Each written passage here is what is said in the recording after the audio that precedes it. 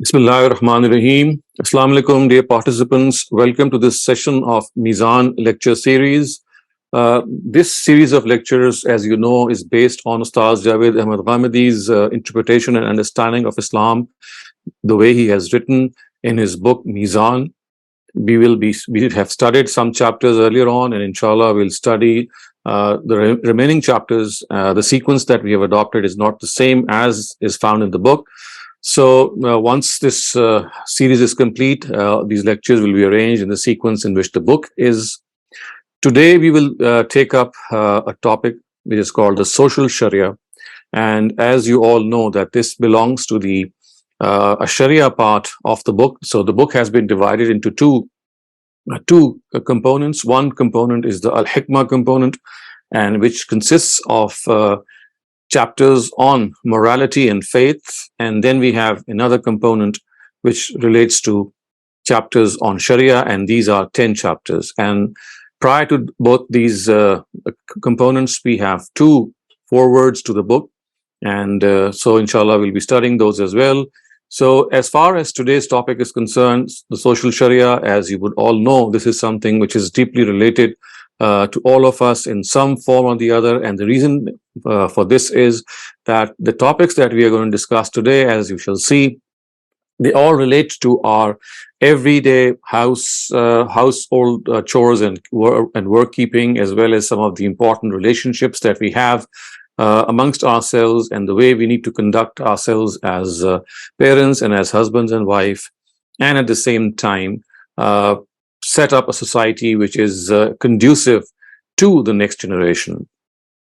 So as far as today's topic is concerned, or the social Sharia itself is concerned, this is a topic in which there are 14 subtopics, and I'm just going to enumerate these topics before we start off studying them. So the first relates to marriage and how marriage has been dealt with in the Quran. Then we have relations prohibited for marriage.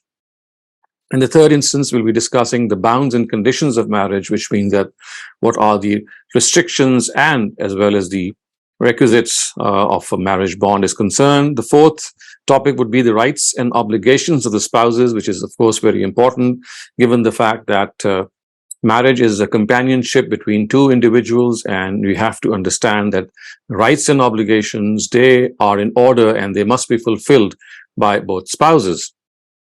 In the fifth place, we will study polygamy, which is, of course, something which is dealt with in the Quran with a special reference. So we will see what the Quranic directives are regarding polygamy.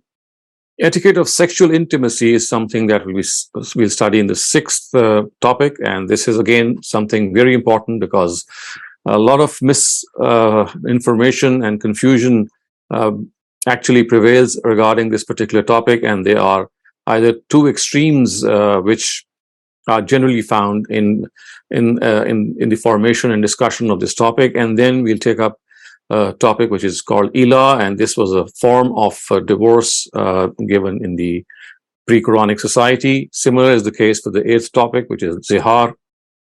And then in the ninth topic would be related to the divorce or the divorce directives of the Quran, which are, of course, very important given the fact that this is another area which the Quran has guided mankind in detail, so that once marriage is to be dissolved, then one should clearly know the rights and obligations that ensue. In the 10th place, we'll study directives relating to widows, and then 11th is norms of gender interaction, which of course are equally important, because in a society in which men and women are moving about, doing their chores and carrying out their various obligations, it is important to note that how decently they should be dressed and how they should interact with one another. And the 12th directive or the 12th topic relates to directives related to parents. And of course, this is also an extremely important area of our social fabric, given the fact that once parents, they reach a certain age, they are to be dealt with in a very, very affectionate way. The 13th topic relates to directives about orphans. And as we know, orphans being the weakest section of our society, they need our special care and devotion and sympathy as well. So the Quranic guidance regarding orphans will be discussed Finally, the last topic is the topic of slavery. Again, a very sensitive topic. This is something which Islam inherited in its own times. The pre-Quranic times, slavery was rampant in the Arab society, and the Quran undertook a gradual strategy to eliminate this inhuman institution, and finally gave a final verdict regarding the liberation and emancipation of slaves. So now we will take up these topics one by one. The most important area in this regard is that we have to understand that as far as the Quran is concerned, the Quran says that the only way through which the next generation can be properly nourished is through a family. A boy or a girl, an infant born to a family, needs the affection of the father and the mother. And because this affection is something which he or she would be needing, and not only through childhood, but of course, as he or she would move along in life when they will become adults. So they would be needing the extended family to look after them. And once any person who would enter old age, if that is the situation when it arises, is a situation in which the person would be needing the help and support of his spouse or her spouse, and at the same time of the extended family. So this life cycle of human beings, in which he is born as an infant, he grows through various phases in life, and then ultimately grows old. This lifestyle is such that he, except for maybe a few years of his adult life, he is dependent on various relations. He cannot survive independently. A social setup or a family setup is his basic need, and therefore that is why Quran says that this is something which can be fulfilled only through a permanent and everlasting marriage bond between the spouses. And the husband and the wife, they come together, and when they come together in this way, they are able to bring into being a family which is going to take care of the young ones, and at the same time old, as the spouses grow old, they become dependent on each other as well. They are dependent on the care given by one spouse to the other.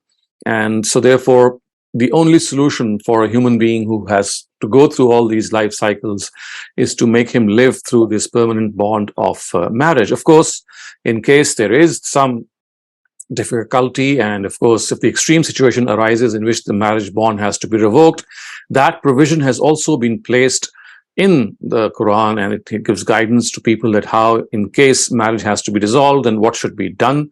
But that is just an exception, that is just a way out. Otherwise, the purport of the Quran and of human nature is that this bond of family relationship, this bond of marriage should continue throughout our life, and until and unless there is something very exceptional, it should continue and not be broken. And the important thing which the Quran has said in this regard is that husband and wife, of course, man and woman, they are made to come together in a way that they should realize that the Almighty has been very gracious to them. The Almighty has been very kind to them by telling them that they are born of the same species, and because of the fact that they are born of the same species, they can benefit from one another, and at the same time also have that marriage bond between them strengthened and reinforced.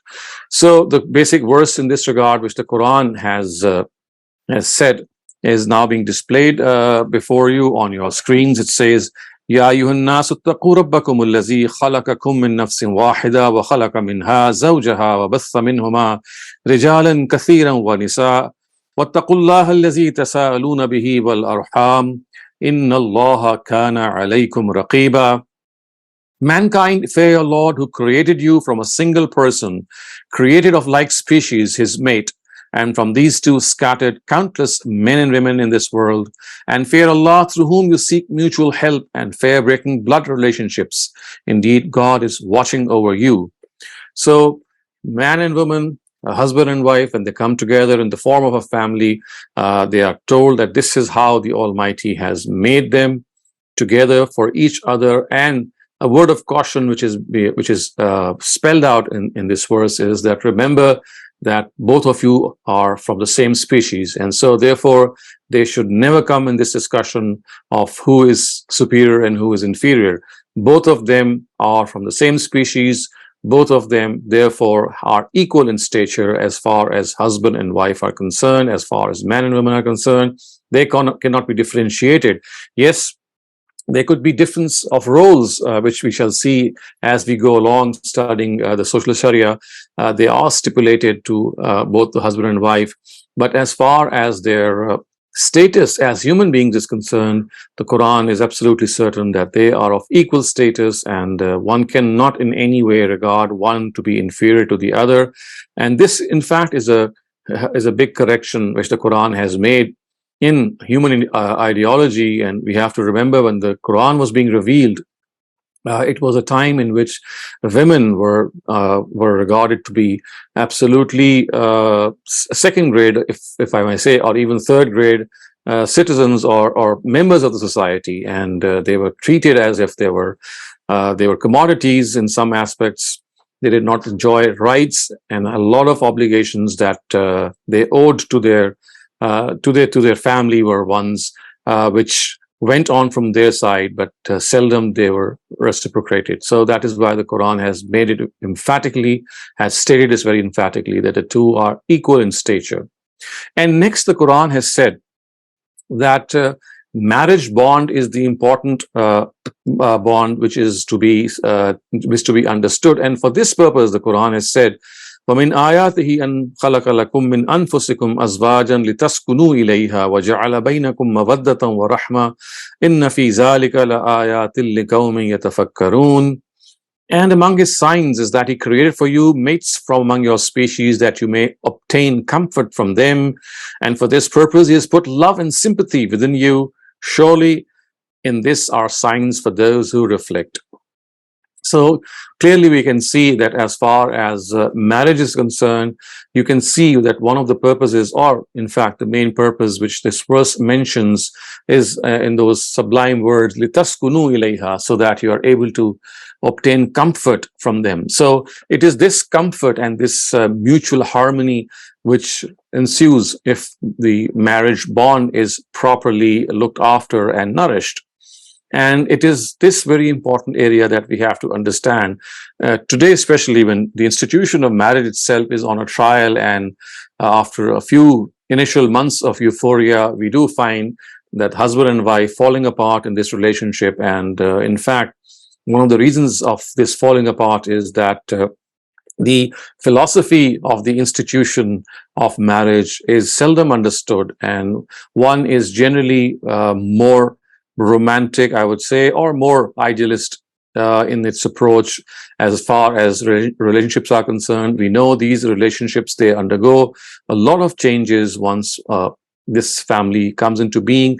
You might be knowing someone before your marriage as a potential husband or a spouse, but once you get married, the same person that you knew before marriage comes before you in a very different form, because initially people were exposed to one another in a very limited way. You were having the best exposure to the other person. You were having the best impression that you could have gotten. But once you get married, the important thing that we fail to realize is that habits, they come into play, and you get to know your spouse much more closely, and very, very minute habits, they tend to influence one another, and also the peace of the family and the house that the two are living in. So that is precisely why the Quran has said that this marriage basically is an accommodation. It's like a companionship between two individuals, in which your purpose is to provide comfort to your partner, and this is like a reciprocal benefit that you give. You give this comfort to your spouse, and your spouse returns this to yourself. And we also know, dear viewers, that the very structure of a human being is such that men and women, the way they are brought together in the form of a husband and wife, they have these inbuilt vacuum, I would say, or inbuilt things in which you need, as if you feel as if there is something missing. And the spouse, when they come together, they supplement and complement one another in various ways. There's things which are missing in a wife which a husband fulfills, and there's things which are missing in a husband which a wife fulfills, and the two come together, and the most important area of their coming together is to give not only that comfort that is needed for one another's well-being, but also to your children, or the children that are going to be produced as a result of this marriage bond. So they need the affection of the husband, of the father, and they need the affection of the mother as well. And that is why, dear viewers, the Quran especially makes this emphasis on the fact that it has to be a marriage between the opposite genders. So we see that today, as we find out in a lot of countries, that same gender marriages are being allowed. So not only are they against the scheme of the Almighty, but also they fail to realize that this scheme is something which provides this effect and this influence, I would say, and this impact on the younger generation, which one gender can do and the other cannot replace. So in other words, what a father can do for the children is something which a mother cannot do, and what a mother can do is something which fathers cannot do. It is only through their mutual coming together in harmony that fathers and mothers are able to play a role for their children. And two fathers or two mothers, of course, are a family which can never produce children which are balanced individuals, in the sense that they need this care of opposite genders, the way we have just described.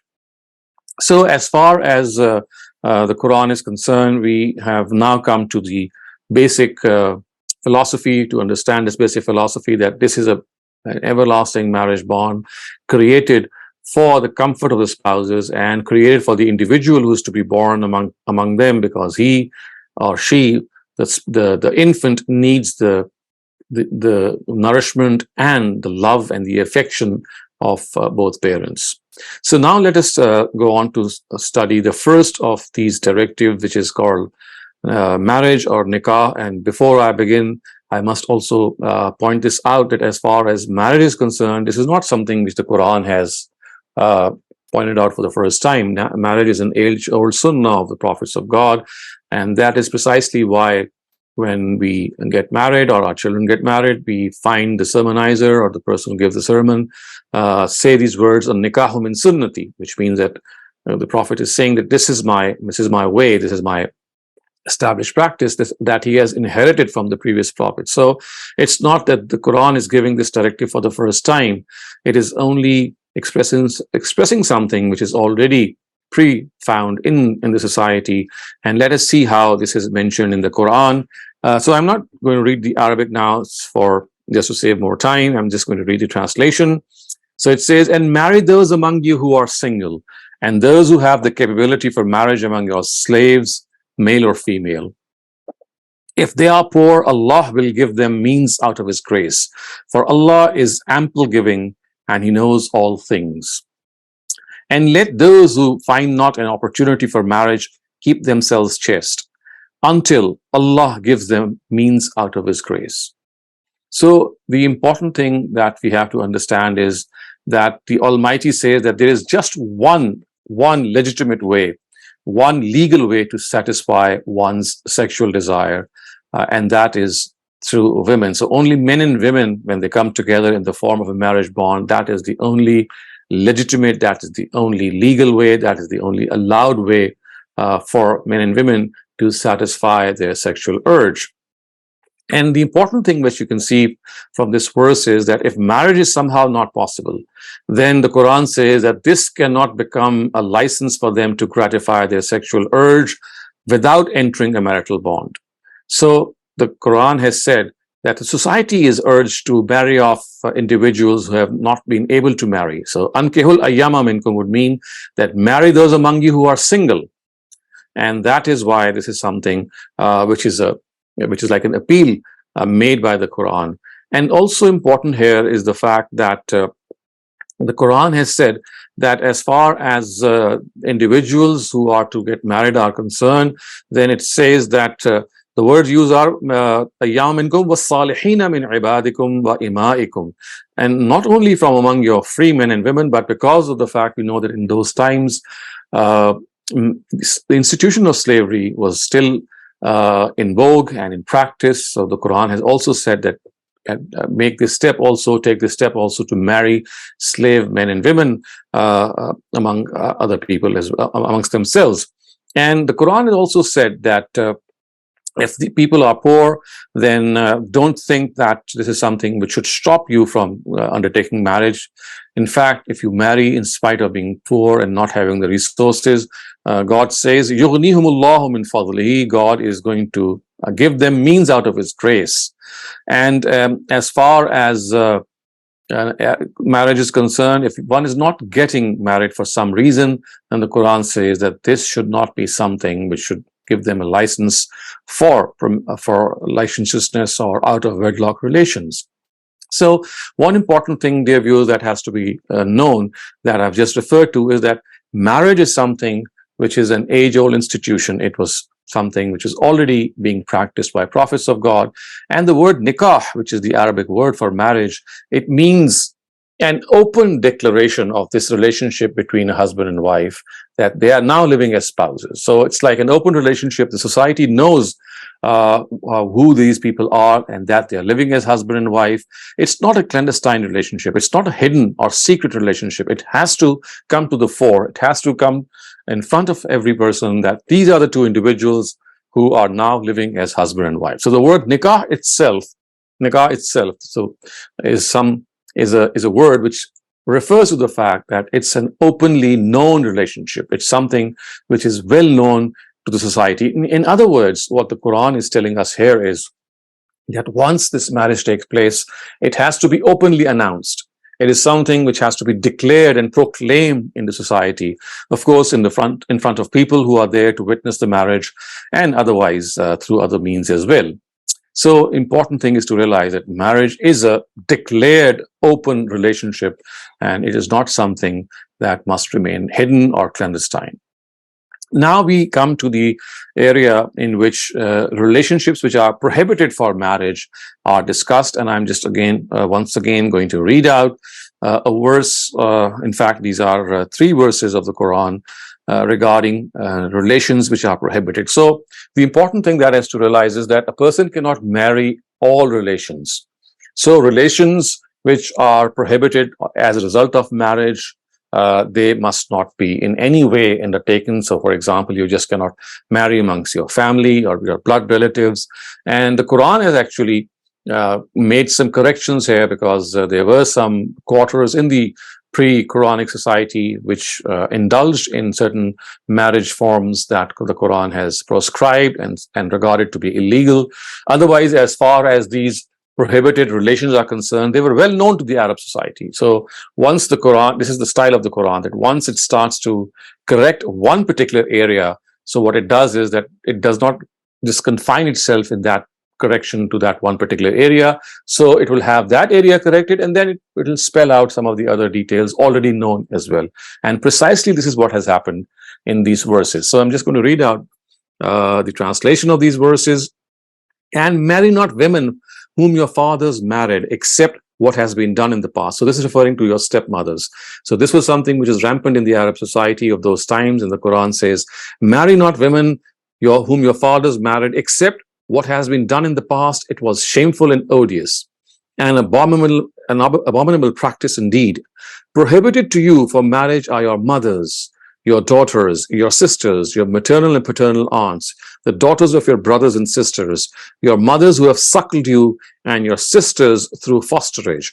Similarly, the mothers of your wives, your stepdaughters raised under you, born of your wives with whom you have lain. No offense if you have not lain with their mothers. And the wives of your real sons, and 2 sisters in wedlock at the same time, except for what has already happened. God indeed is oft forgiving, most merciful. Also prohibited are women already married, except those whom your right hand possess. This is a written obligation upon you from God.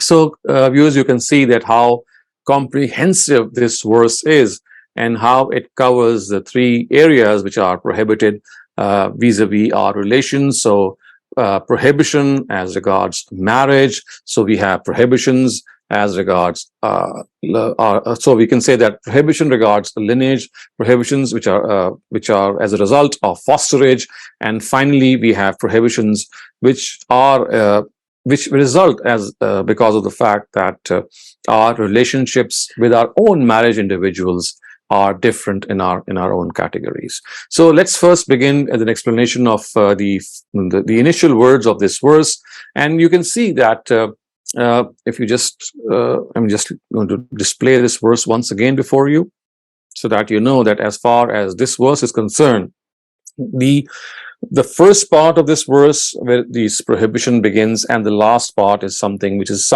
very common. I mean, which is absolutely something which we know that should be prohibited, and that which I just pointed out, that the first relationship that is prohibited is that stepmothers, as you can see, are totally prohibited. And as far as stepmothers are concerned, we know that this happened as a practice in the Arab society, and stepmothers would be inherited by the person. So he would be inheriting the stepmothers who were owned by his father, and people would then marry their stepmother. So the Quran has said that this is something which is absolutely forbidden, and it is open lewdness and a shameful and abominable practice. So it says that innahu kana fahishatan wa maqta wa sa'a sabila. It's a detestable practice. It's a absolutely abominable practice. You just cannot marry even your stepmother, what to speak of your own mother. You just cannot even marry her. And if you look at the last part of this verse, it says, wal muhsanatu minan nisa. So the last prohibited relation are women who are already married. So if you look at the verse, the way we see this verse encircling certain components or certain relationships which are prohibited, you'll find that the verse starts off with a stepmother's prohibition, and it ends with the prohibition of women who are already married. You cannot marry women who are already married, and unless, of course, they seek divorce and they are legally separated, and then you can marry them. So you cannot marry your stepmothers, you cannot marry women who are already married. This is how this verse encircles all these relations, and in between these, you'll find that there are 7 relations which are prohibited, and you can see that these 7 relations are ones which all of us they clearly know that they are something which we simply cannot undertake in marriage. So these are the relations which we are discussing, which relate to lineage. So as far as our lineage is concerned, they cannot be married. So stepmother cannot be married, and women who are already in wedlock cannot be married. Now, besides them, let's see what this verse says. This verse says that daughters, sisters, paternal aunts, maternal aunts, and the daughters of the brothers and sisters, which of course constitute nephews and nieces. So these are 7 relations which possess sanctity, and such is the nature of this sanctity that our own nature testifies that any sexual leaning towards them is totally unbecoming. And there is no doubt that in a society in which these relations they become allowed and people indulge in marriage with them, then such a society loses its nobility and its purity and its spirit of coming together in the form of a marriage bond, in which there has to be some chastity and modesty involved. So what in fact is implied here, that the Almighty wants the gaze of a son for his mother, of a father for his daughter, of a brother for his sister, and of a nephew for both his maternal and paternal aunts, to be free from the slightest trace of sexual leaning. And that is why it is very important that this directive is something that has to be adhered to in all circumstances. But as you can see in this verse, as we go along, that there are certain stipulations which are given. I'm just going to describe before you these stipulations. So firstly, the words used for these relations in Arabic entail that no distinction should be made between real and step relations. So when I speak of stepsister, it will, I mean, the word, in fact, what I can say is that a real sister encompasses a half sister as well. So the way these words are mentioned in the Arabic language, it leaves no option for the fact that a half sister or a stepsister be left out. In fact, I would specifically say this, that half sisters or half brothers are equally applicable. Their existence is equally applicable here. So this is very important to note, because in Arabic language you don't have words for half brothers like this, or half sisters. Secondly, we should also note that the word which is the word used for mother, it just does not stop with your own mother.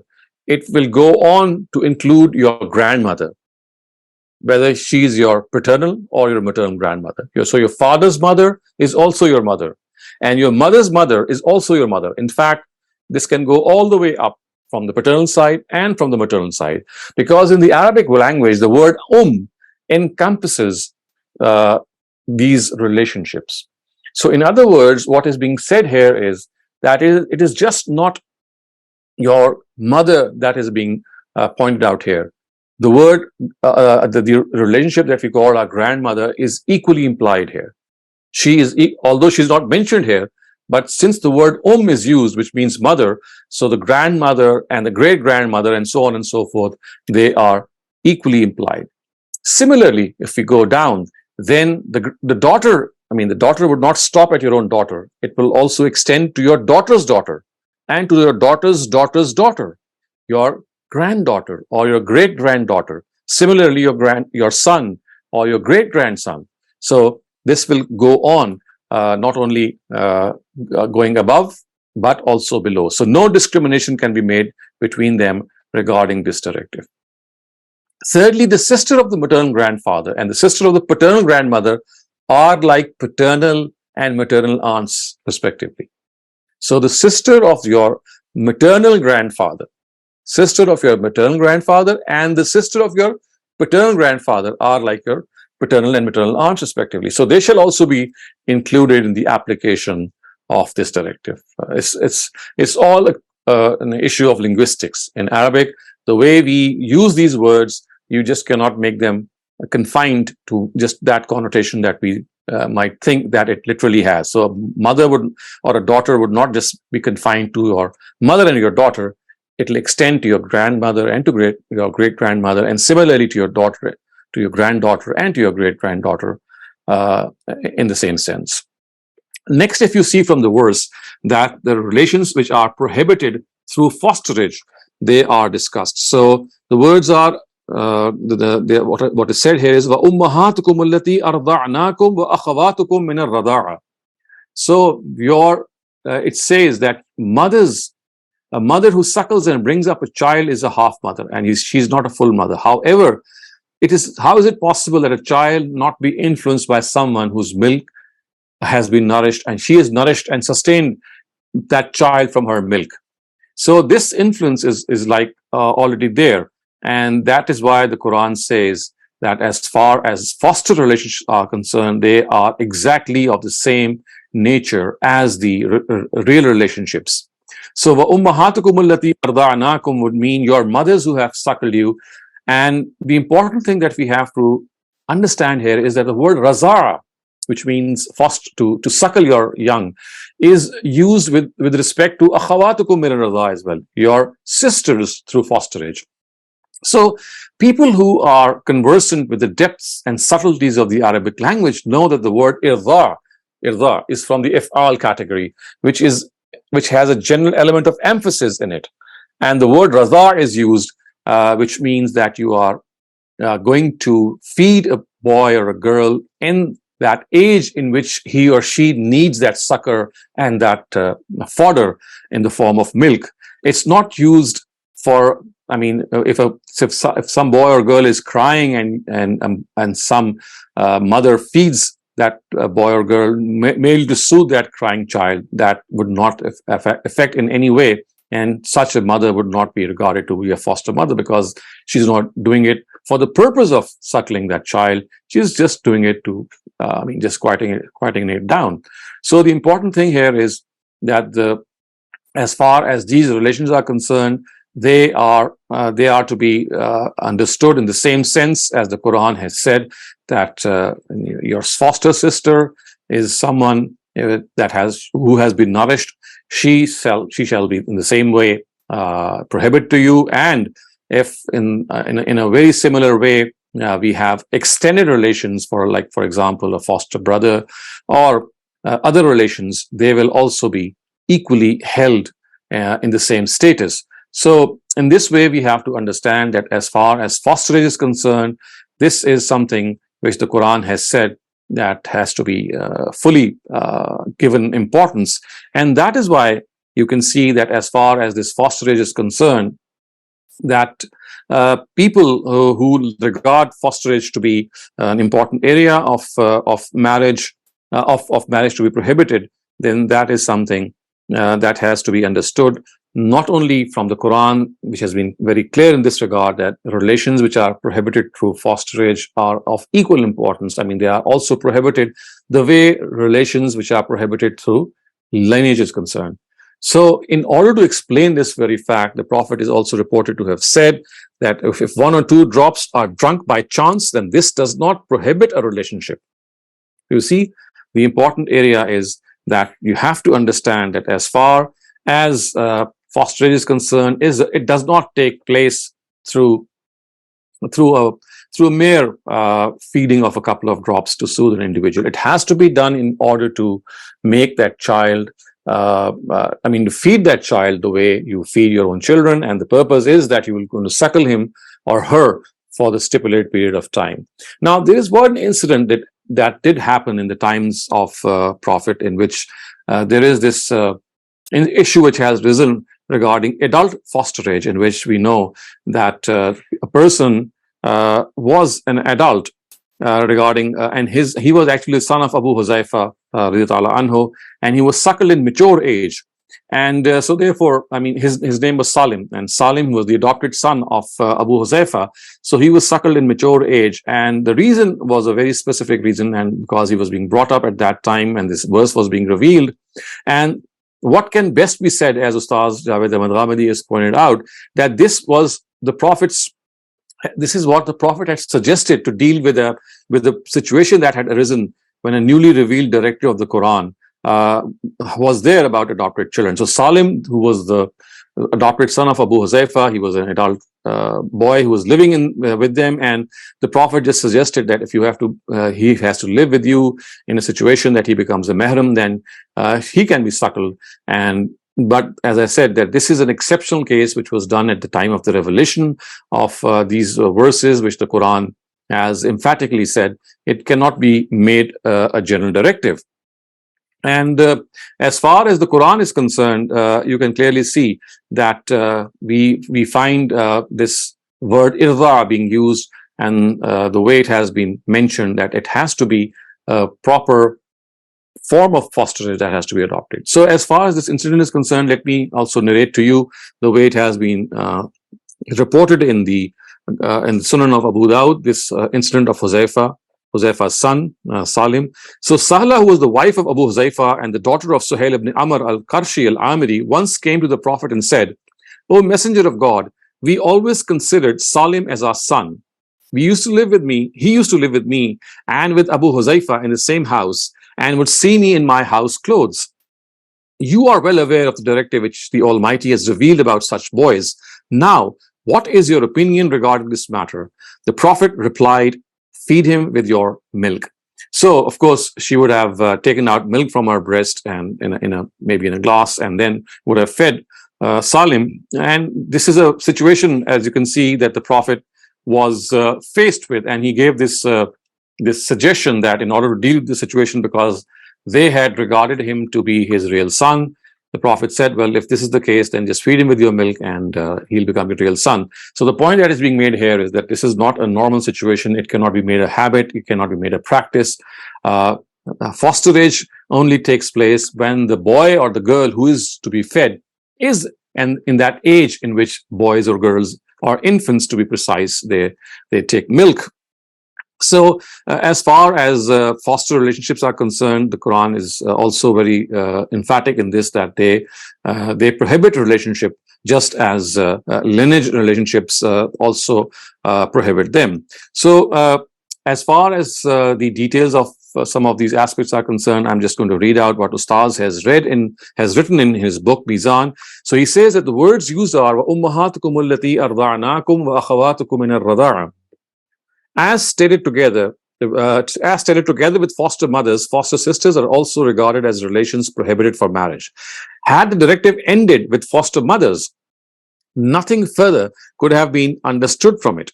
However, if the relationship of fosterage with the mother makes her a daughter, a foster sister, then it is but logical to regard other relations of the foster mother to be also included in this directive.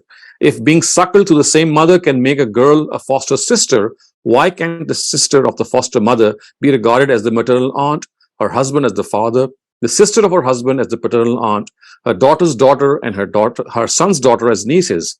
So it is obvious that all these relations are also prohibited in marriage. This indeed is the purport of the book of God and the words akhawatukum min ar-rada'a. And if it is evident to any person of knowledge who deliberates on these words, for what Ustaz is telling us here is that basically had the verse ended on ummahatukum allati arda'nakum, then only the mother would have been prohibited. However, because other relations are included and just one relation of those categories is mentioned, which is akhawatukum min ar-rada'a, which means your sisters through fosterage, this will now automatically include all other relations. So it's not just the mother who has suckled you who is going to be prohibited. Her son, her daughter, similarly other relations who would be prohibited in the case she would have been your real mother, in precisely the same way that foster mothers, other relations shall also stand prohibited. And that is what the Quran has said, and that is what the Prophet has also said. So we know that there is this narrative from the Muwatta of Imam Malik. It says that every relationship which is prohibited for marriage owing to lineage is also prohibited owing to fosterage. So this is what we have to understand as far as the Quran is concerned. Now we come to the third part, which is mentioned in the Quran, and relations which are prohibited through marriage itself. So as far as relations are concerned, we know that these relations, the way they have been mentioned in the Quran, they are so obvious that you don't need to tell yourself that your mother and your sisters and your daughters are prohibited. So what we are implying here is that there is no reasoning which is actually required. So the daughter-in-law is also prohibited for the father, and the mother-in-law, the wife's daughter, the wife's sister, and both nieces of the wife, the maternal and maternal aunts of the wife, are all prohibited for the husband. But since these relationships are formed through the husband and the wife, a degree of weakness is found in them. This is but natural. And because of this degree of weakness, because of course you can divorce your wife, the wife can get a divorce from the husband and get separated. So relationships which are formed as a result of this marriage, once this marriage itself gets dissolved, they will revert back.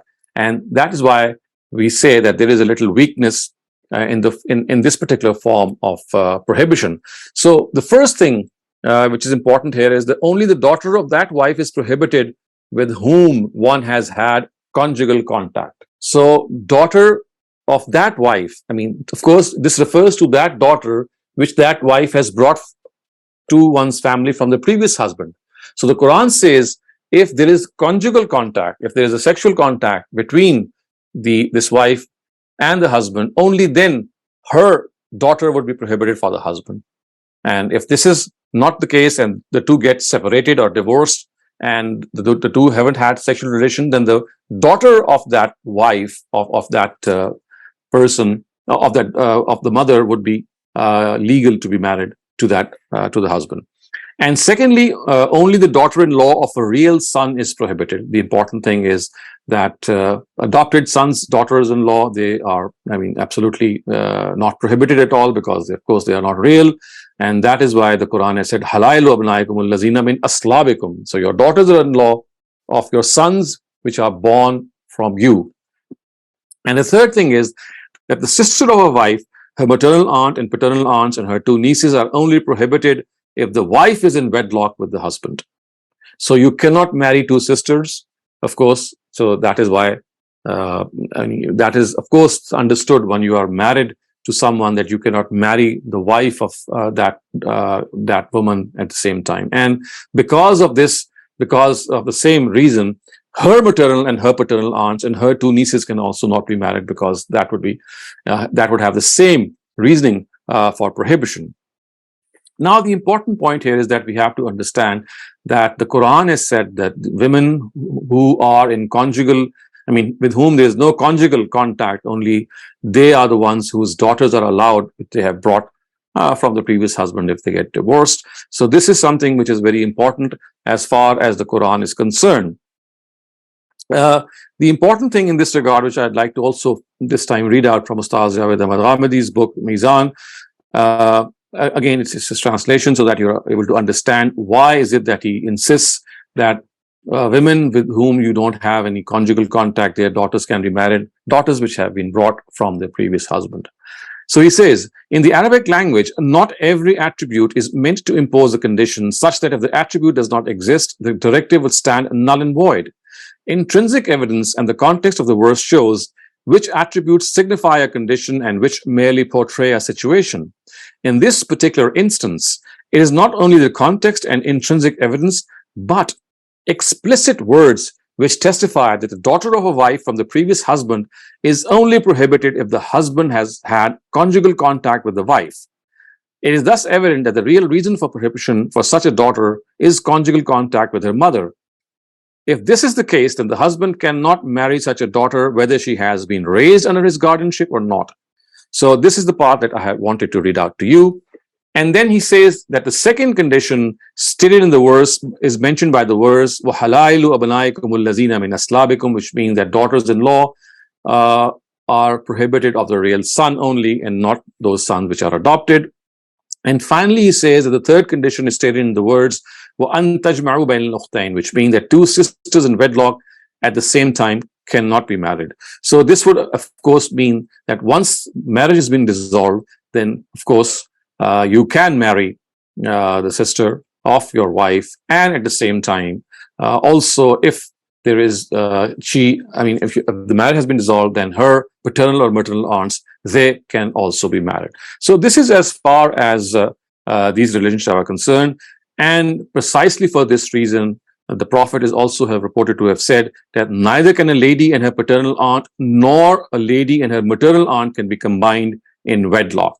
So because of the fact, this would be this will actually amount to having two sisters in wedlock. So just as the Quran says that having two sisters in wedlock is something which is it is unbecoming and is lewd, in a very similar way, you can say that the paternal aunt of the wife or the maternal aunt of the wife that you already have, you cannot add her in relationships if you've already married a wife. So if you married someone, then her paternal or maternal aunts cannot be added into conjugal contact, because that would in fact amount to an tajma'u bayn al-ukhtayn, which means virtually gathering two sisters in wedlock. So I'm going to stop here, dear viewers, regarding our social Sharia. Inshallah, we'll go on with some of the important areas, of course, bounds and relationships of nikah and some of the discussions that remain.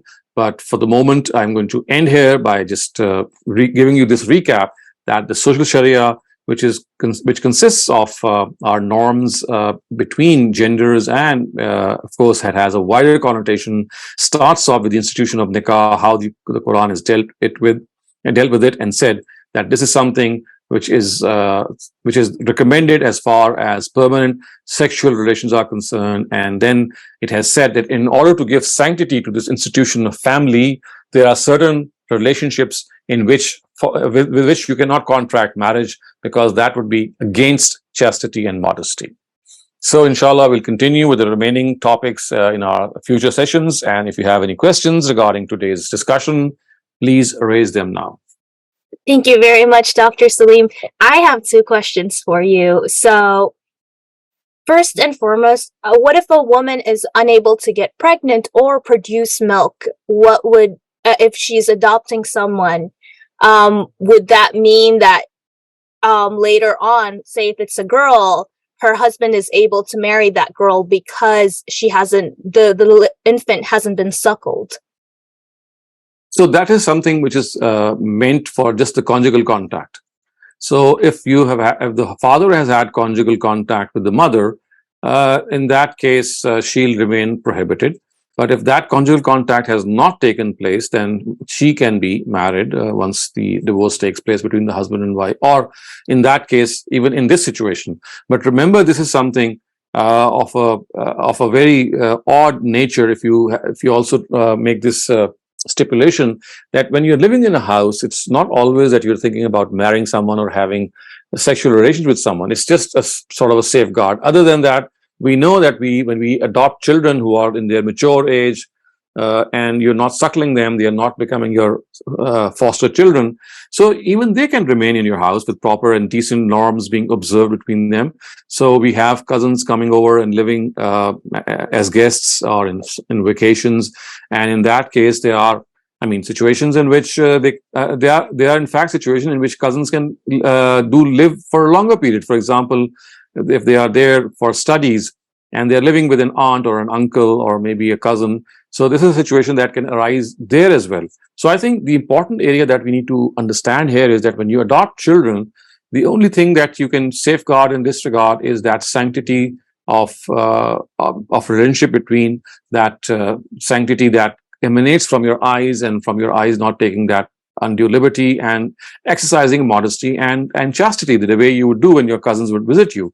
So for an adopted child, the same mannerism should be adopted, and it is not the correct that, as I said, that you adopt a child in his or her adult age, and then by suckling that child with milk, you say that, well, he has now become a foster child. Remember, this was a situation in the times of the Prophet, which was an exceptional situation. And these verses were revealed at the time when Salim, the son of Abu Huzaifa, was being considered as a son. So this was like an exceptional case. So other than that, if you have adopted children, they can live in your house, and it's not that you're always going to think about marriage. The only thing is, legally, this is something which is allowed. So to have this stipulation that this is allowed legally does not mean that you have to pursue it. It's just a legal allowance that is being stated before you. Other than that, as I said, when you adopt children of any age, if you keep that distance the way you maintain that distance, it's perfectly okay. Thank you, Dr. Saleem. You actually answered my second question too, but I'm wondering, so like those kids, they never become your mahrams in that regard? They don't. Yeah, they don't. I mean, And when you so, talk of mahram, remember, mahram means a person with whom you cannot get married to. okay, thank you. We have a question in the chat that asks, can the wife's daughter from the first marriage marry her second husband's real son? So let me just think. The daughter of the previous daughter from the previous marriage, if she can marry the son with whom she has had marriage, is that the question? If she could marry the real son So if they have, of the mom's second husband. if they have had sexual contact, you see, the principle that they need to understand is that the father and the husband between the two married genders should not be common, neither the father nor the mother. So they just need to apply this principle. The father or the mother must not be common in any of these relationships. So if they are not common, then yes, they can get married. Just a simple principle that neither the father should be common. I mean, when I say common, it means that he is responsible of producing that child, nor the mother. So neither the father. If the child is the mother's, however, and her second husband she's had sexual contact with, can her daughter, her real daughter? Okay, I understand. I understand. So I said what we need to do is you just need to apply this principle that is that a person that she's getting married to in any way produced such that the father, I mean, her own mother was part of producing that child? No. So the first mother, she was not responsible for producing the second child. Is that so? Because the son has been produced by the previous by the father from the previous mother. I mean, from the previous wife. So yes, they can get married. You see, what you need to is from the second husband. The second, that what I'm saying is that you have to make sure that neither the father nor the mother have any role in producing either of the two children. If that is taken, I mean, we need to apply our minds a little more. What I'm saying is that anyone can apply this principle and apply it to the situation. That the father must not be common and the mother must not be common. That as simple as that. Okay. Thank you, If you want an Dr. exact Saleem. answer, I'll have to think about how this things works. But I know the principle. The principle is that son and that daughter, or the son or the boy and the girl who are getting married, must not have a common father and must not have a common mother. Okay, got it. And the chat said that they got it too. Shabnam, please go ahead.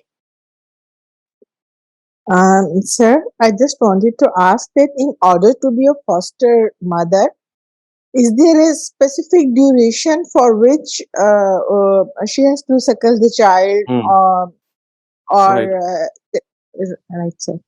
I think you got my point. There is no specific duration. The only thing is that it should not be planned as something that you are making someone, just as people today do, that if they are soothing the children and if some woman suckles that child and the child stops crying, because of that, they think that, well, fosterage has taken place. So fosterage is something which takes place through an arrangement in which you are intentionally saying that now I'm going to suckle the child, whether it is for a couple of months, whether it's for a couple of weeks, and it could discontinue off that. The intent has to be that you are going to suckle the child the way you would bring a child up when he or she needs milk. So there is no fixed duration for that. It's not that you have to suckle the child for, let's say, 3 months or 5 months or 7 months. No, the amount of duration would be governed by the intention that you have, and that is that you are now in this situation that you have taken this decision that someone's mother is not able to suckle the child herself, and she has asked you or requested you or sent that child to you and has asked you to please suckle that child. So, whatever the time. It could be a couple of months, it could be a couple of weeks, because after that the child would grow up. Therefore, fosterage or suckling the child would discontinue. So that would become immaterial. The real thing is that now you have taken up the task of formally suckling the child with milk. So the time period could vary. There is no stipulated time period. Sir कुछ अर्सा पहले तक हमारे mother's grand mother's के time तक तो ये बहुत common था कि बच्चा रो रहा है तो वो फीड करवा देते थे और अंडरस्टूड, तो अब फिर वो उसको इसी तरह से उसकी सैंक्टिटी हो जाती थी, और may be a few times, not regularly, लेकिन वो इकट्ठे रहते थे, जॉइंट फैमिली सिस्टम, तो वो हो जाता था. तो सर वो तो फिर वो यही foster child. As I said, this does not create foster relationship. Foster relationship is only created when you are making this sincere and solemn intent that now I'm going to suckle the child for his fodder, to feed him, and not to just soothe him for crying. Crying, if a child is crying and you're just trying to soothe him by giving that child your milk, that does not create that relationship of fosterage. Fosterage means that now you have decided that your milk is going to nourish that child so that he or she can grow. So that is a very different intent. Unless that intent is there, merely by, suckling someone to soothe that child and from stopping him from crying, that does not create fosterage. Sir आपने खुद ही कहा कि इस time period matter नहीं करता, may be 2 weeks. Not the time. You see, time is something else. I am talking about the intent. Sir intent का rule हम कहाँ से डिराइव कर रहे हैं? Intent is from your own self. You see, you know that now you have adopted that. You have made this intention that this is. I'm not suckling the child just to quiet him down, but to give him succor, but to give him food so that he can grow and nourish. Every woman knows whether she's feeding the child just to appease that child from crying, or to give him fodder for the sake of the fact that he needs fodder.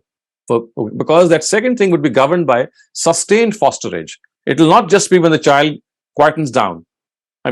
In normal circumstances, that when the child quietens down, you'll stop giving him milk. So that itself shows that you had given that child milk merely to make him quiet, not to feed him. Right, sir. Sir, ये तो sir ये पहले common understanding थी और लोग यही समझते थे कि As I अगर said, this is an erroneous understanding. Yes, I know our right, society is right. fraught with this understanding.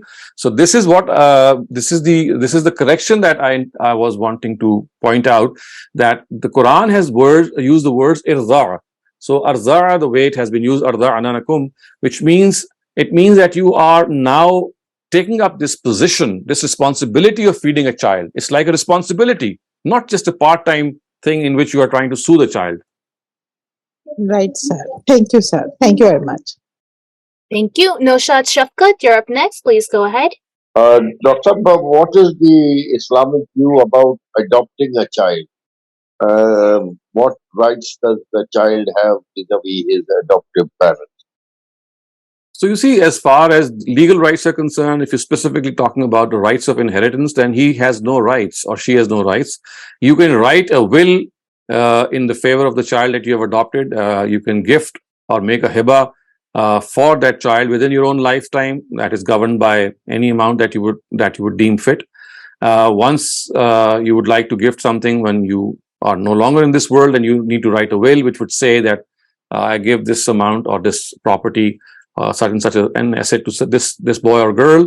And once this will has been discharged or executed, only then the remaining amount will be distributed as your inheritance.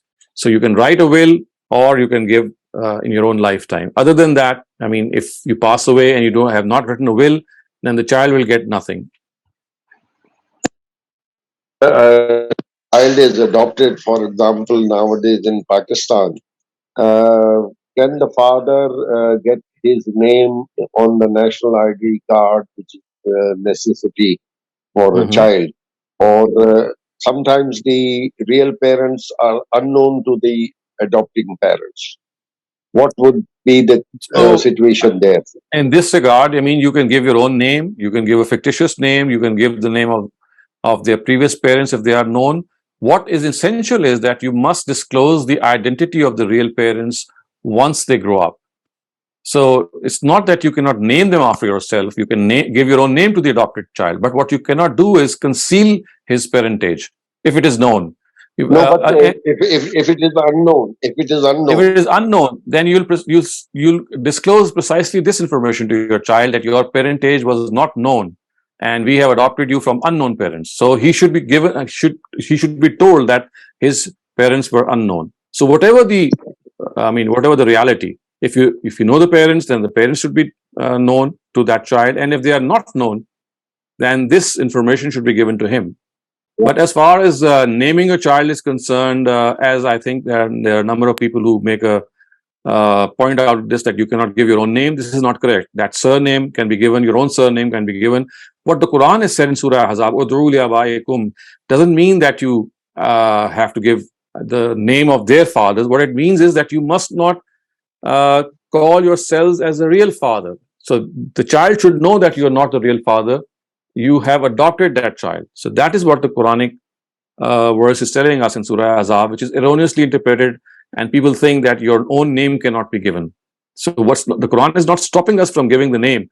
What it is stopping us is that you cannot call your child as your real child as if you are the father. So ud'u li abaikum, you must call them, I mean, you must tell them that they are the children of some other father and you are just adopted them. Dr. Saleem, there is another question in the chat that says, I'd assume marriage with mother and sister, incest, was always considered haram and seems against human fitrah. The Quran usually doesn't provide directives for such things, which are common knowledge and part of human nature. So why in this ayah did Allah need to specify those relationships explicitly? So I just explained this when I started my talk, that what happens is that when the Quran starts correcting something, so it doesn't confine itself to that mere correction. At times it repeats something which is already understood and present in the society. So what needed to be corrected was that you can marry your stepmothers. That in Arabia of those times, people people would marry their stepmothers, and because they would be given inheritance to them. This was all that the Quran needed to correct. But you will find this in many other instances, that once X, whatever needed to be corrected, it states something which was already known, just to put it into perspective. So it's not that the Quran is giving this information for the first time. People already knew this information. It's just merely repeating information for the sake of it. Thank you, Dr. Saleem. That is it for our session today. Inshallah, we'll continue again next time. And if you had any questions that we couldn't take this time, inshallah, we'll take it in the next Meezan lecture series. Assalamu Inshallah. alaikum.